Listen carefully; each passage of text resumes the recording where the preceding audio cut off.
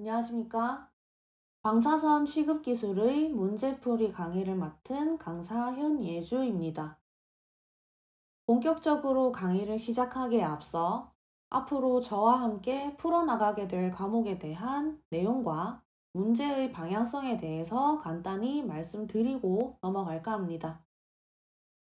먼저 방사선 동위원소 취급자 1번 면허 시험, 즉 RI 시험은 원자력 이론, 방사선 장애 방어, 방사선 취급 기술, 원자력 관계 법령의 4과목으로 구성되어 있습니다. 그중 방사선 취급 기술이라는 과목은 방사선 및 방사능의 계측과 이를 위한 검출기와 계측 시스템에 관한 내용입니다. 취급 기술을 비롯한 각각의 과목은 모두 별개의 내용이 아닌 하나의 덩어리를 분류해 놓은 것입니다.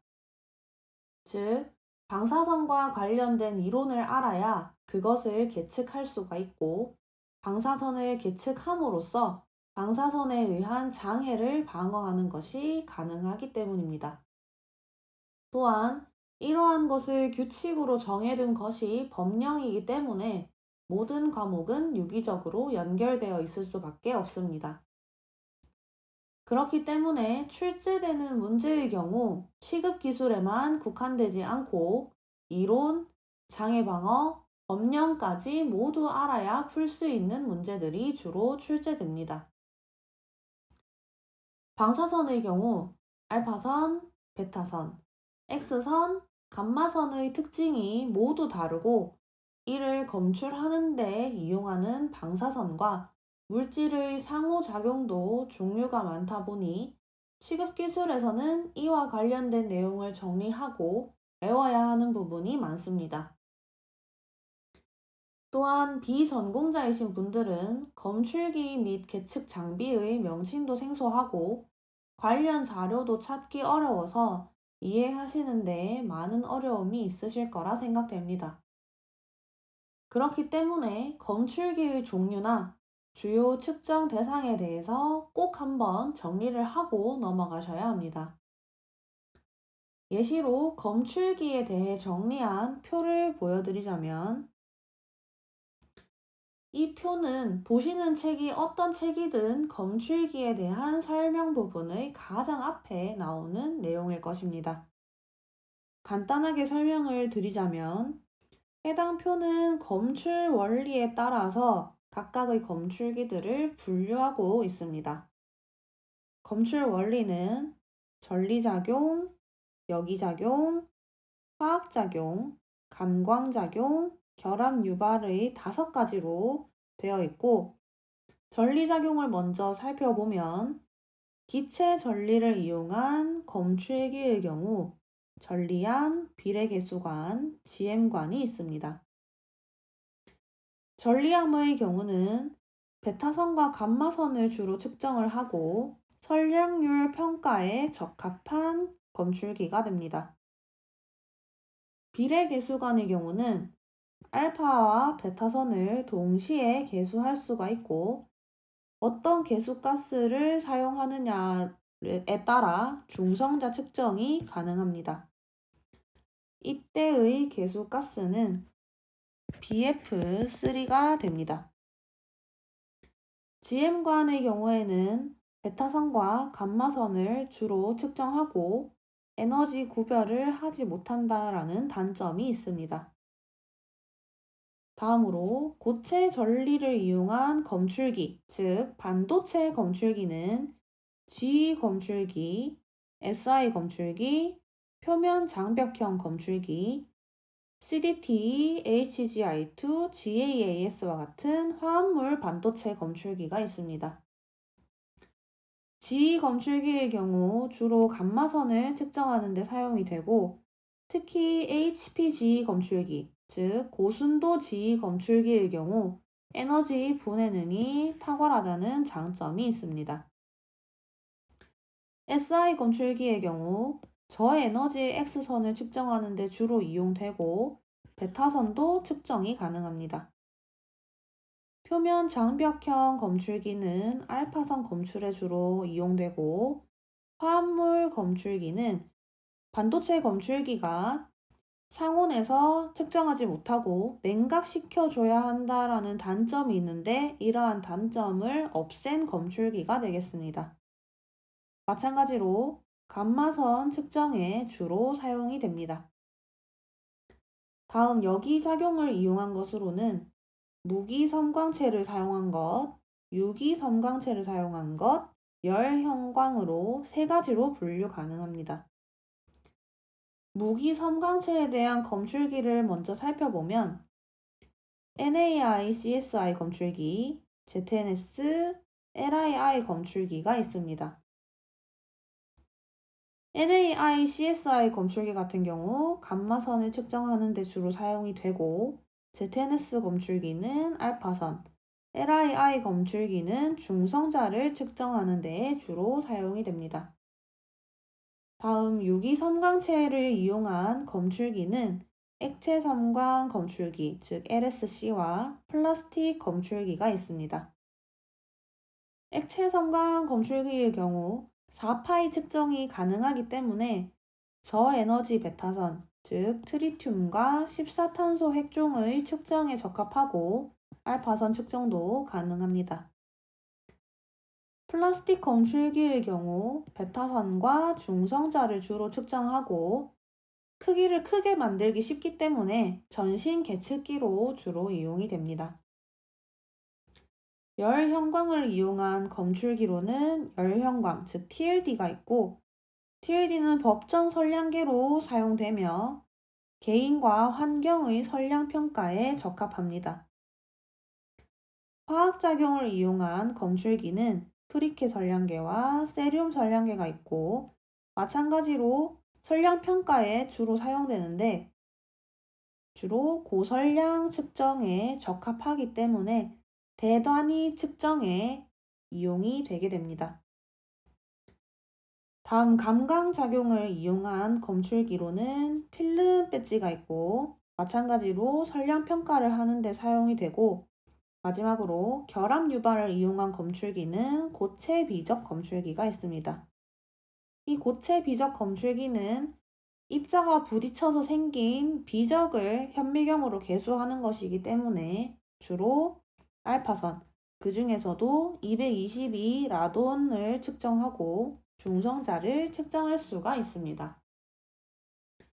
이 표에 대해서 간략하게 설명을 한번 드렸지만, 여기에도 대표적인 검출기만 적어둔 것이고, 전리암만 보더라도 자유공기전리암, 공동전리암 등이 있고, GM계수관 같은 경우도 단창형 GM계수관, 우물형 GM계수관 같이 측정 방식 또는 제작 방법 등에 따라서 다시 세부적으로 분류할 수가 있습니다. 전리암 같은 경우는 주로 조사 선량 혹은 흡수 선량을 계산하는 문제가 주로 출제가 되고, GM관에서는 플래토우와 관련된 내용이 출제될 가능성이 높습니다. 또한 이러한 검출기와 관련된 문제들은 특정 검출기의 장단점에 대한 문제가 출제되는 것이 아니라 각각의 검출기들을 사용 의도에 맞게 선택할 수 있는지에 대해서 판단하는 것이 출제 의도이기 때문에 주로 검출기끼리 비교하는 문제가 출제됩니다. 예를 들어서 전리암, 비례계수관, GM관의 경우 같은 기체전리 검출기이지만 각각의 특징이 뚜렷하기 때문에 각각의 장단점이나 특징에 대해서 묻는 문제가 출제될 수 있고, 전리암, GM관, 반도체 검출기를 비교하는 문제도 출제될 수가 있습니다.